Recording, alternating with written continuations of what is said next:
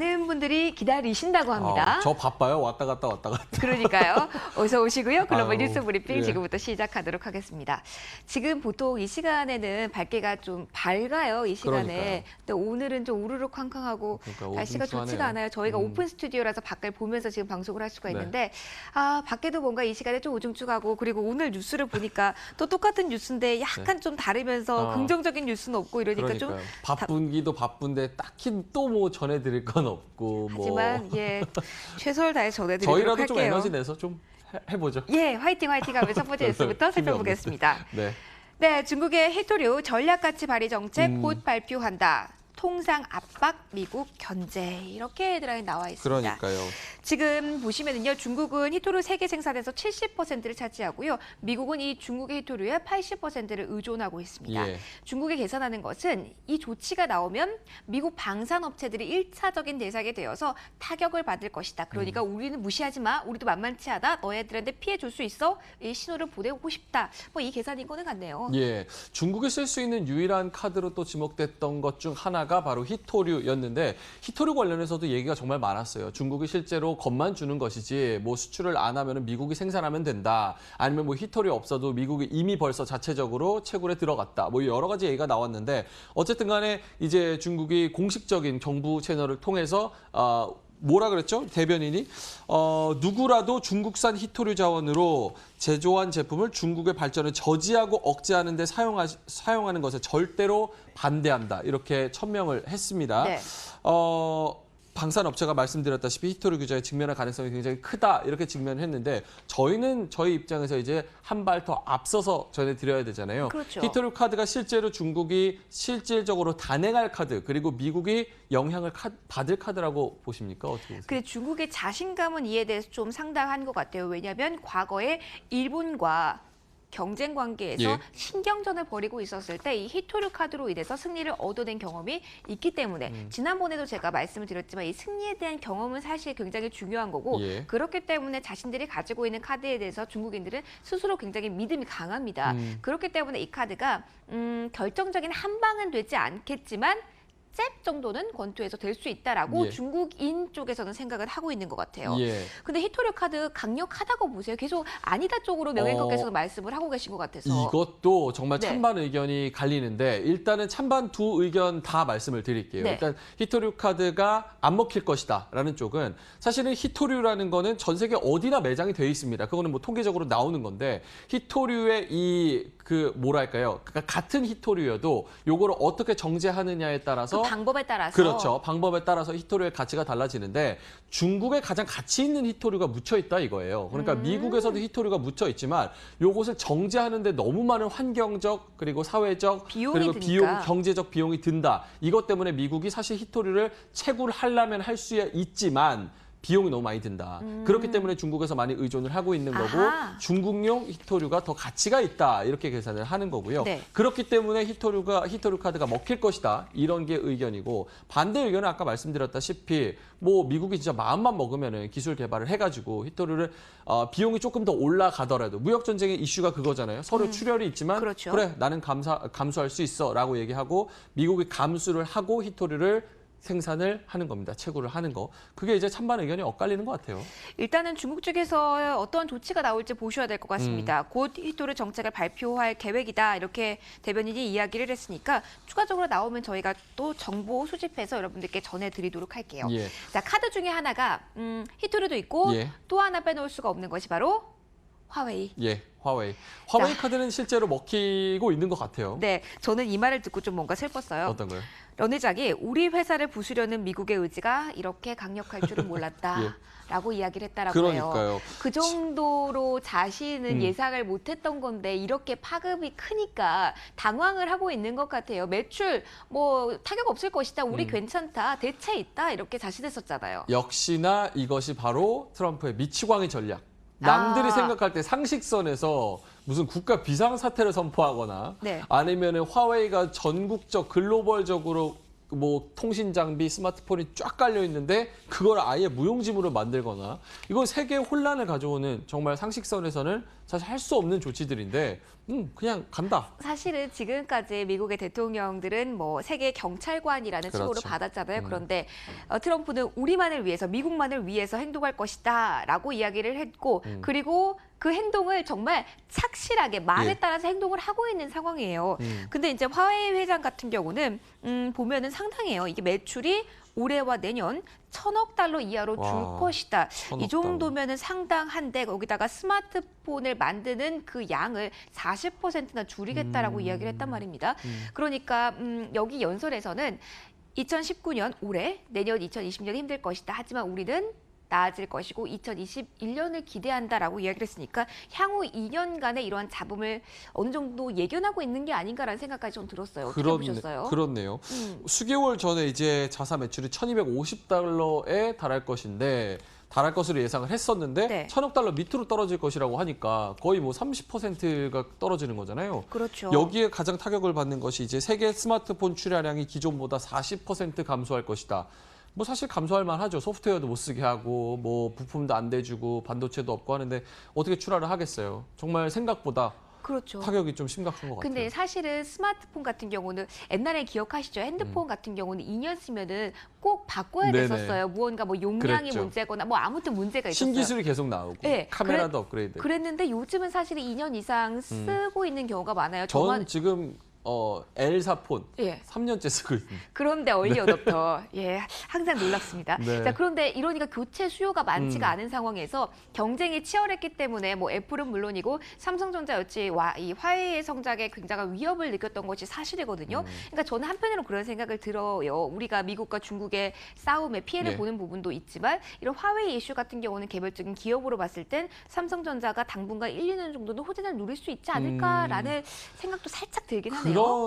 이게 정말 전문가마다 이것도 의견이 엇갈리는 것 같아요. 맞아요. 화웨이가 한 장사만 하고 있는 게 아니기 때문에 화웨이 스마트폰 출하량이 줄어들면 삼성전자의 그 스마트폰이 이거를 대체할 수 있을 수요도 또 긍정적으로 생각이 되고 반대로 스마트폰에 들어가는 반도체 같은 경우는 오히려 삼성전자의 수요가 좀 줄어들 것으로 예상이 되고 또 화웨이의 그 통신 장비 같은 경우는 삼성전자가 그 통신 장비를 대체할 수 있을 것이다 없을 것이다 이런 부분에서도 의견이 갈리고 일단은 좀 시간이 좀 지나 봐야지 좀 분명하게 나타날 것 같아요. 네, 화웨이 이슈와 함께 히토리도 좀 주의 깊게 보셔야 되고요. 주의 이시가 관련해서는 어제 시진핑 주석이 북한을 방문한다는 소식까지 예. 나왔으니까 변수가 너무 많아지는 것 같아요. 중국이 또 쓸 수 있는 카드 중 하나가 이것도 있었지라는 게 정치적 외교적으로 북한 카드가 맞아요. 생각이 나더라고요. 예, 그래서 북한 카드가 좀 추가된 것 같으니 이 점도 여러분 한번 주의 깊게 보시면 좋겠습니다. 예. 여러 가지 미중 무역 갈등과 관련된 변수들 첫 번째 이슈로 좀 짚어드렸고요. 참 정치적으로 경제적으로 외교적으로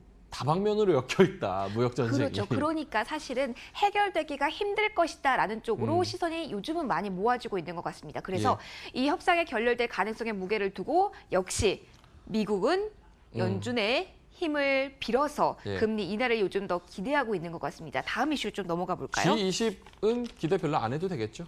그럴 것 같아요. 네, 지금 벌써 18일인가요? 그러니까 우리가 다음 이슈로 경제 지표 보면서 금리 인하에 대한 이야기하면서 조금 더 해보죠.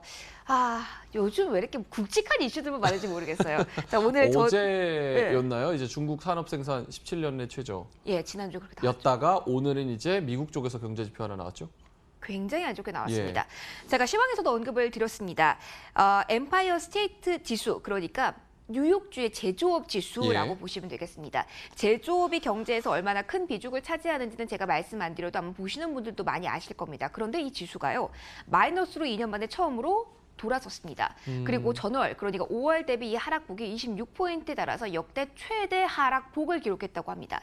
사실 경제 지표가 최근 완만하게 나오면서 경제 살아나고 있는 것인가 라는 기대감이 좀 있었거든요. 예. 근데 요즘 금리 인하에 대한 기대감과 맞물려서 고용도 좀 부진하게 나오고 있고 물가는 조금 안정적이게 나오고 있고 이렇게 제조업 지표가 좀 안 좋게 나오고 있네요. 예.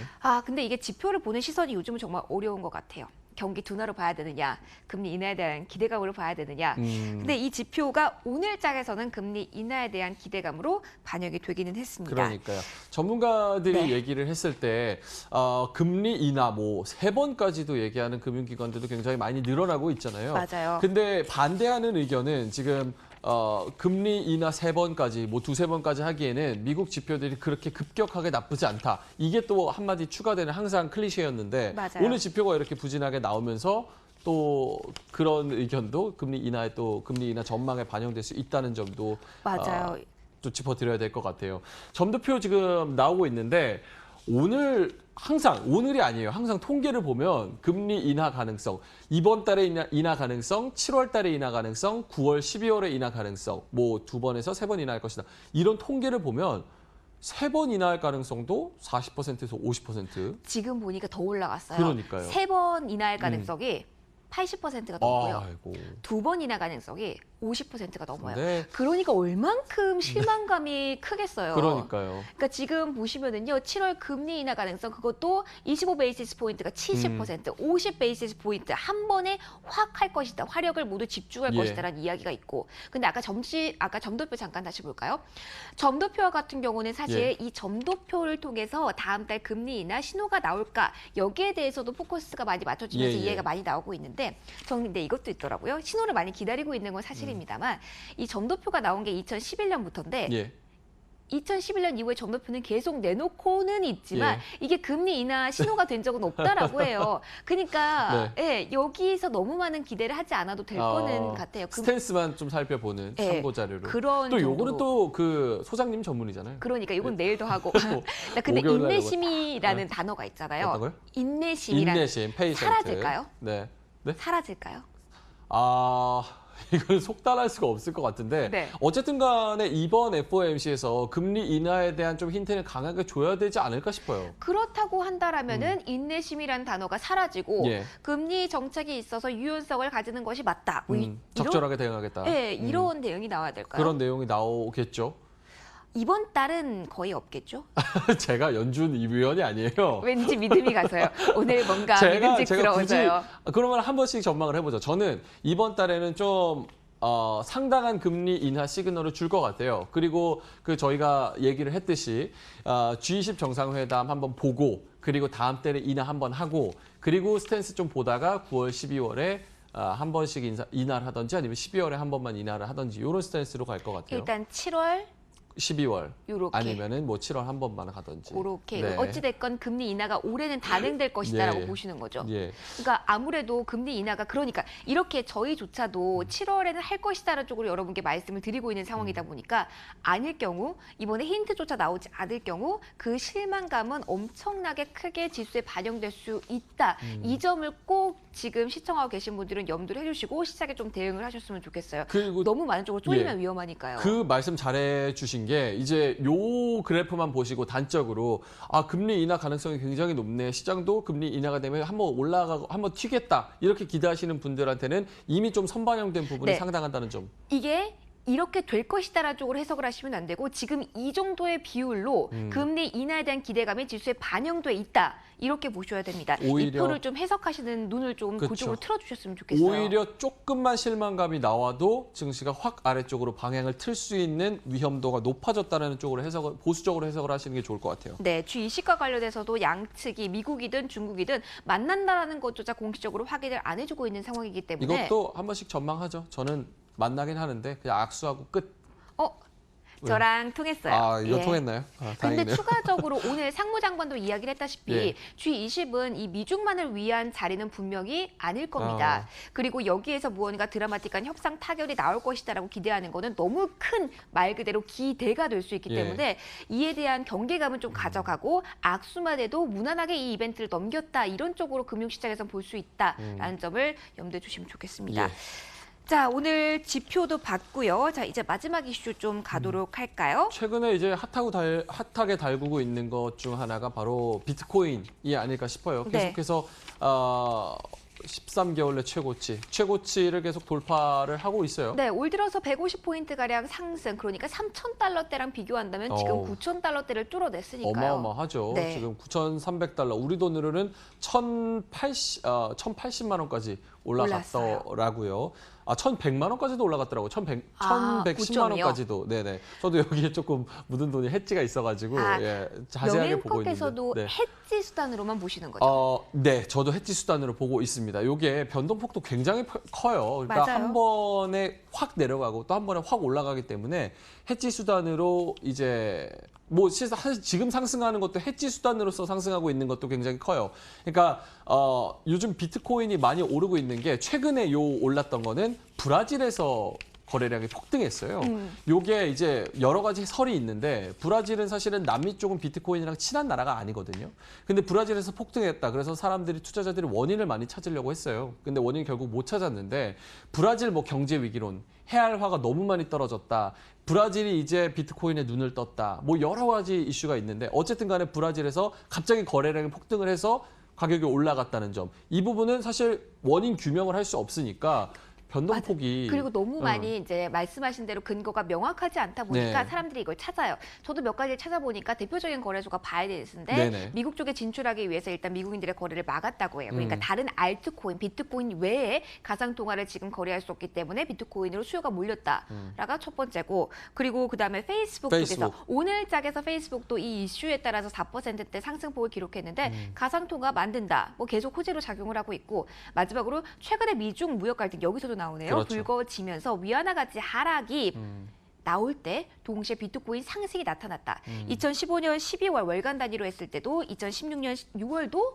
동시에 이렇게 그 흐름이 나타나다 보니까 위안화 가치 하락과 비트코인의 상승 이렇게 맞물리고 있다. 즉 해지 수단의 성격이 더욱더 강해지고 있다. 뭐 이런 분석들 여러 가지가 나오고 있는 것 같습니다. 저는 가장 무게를 실을 만한 부분이 앞서 말씀드렸다시피 해지 수단으로서의 역할이 좀 강해지고 있는 것 같습니다.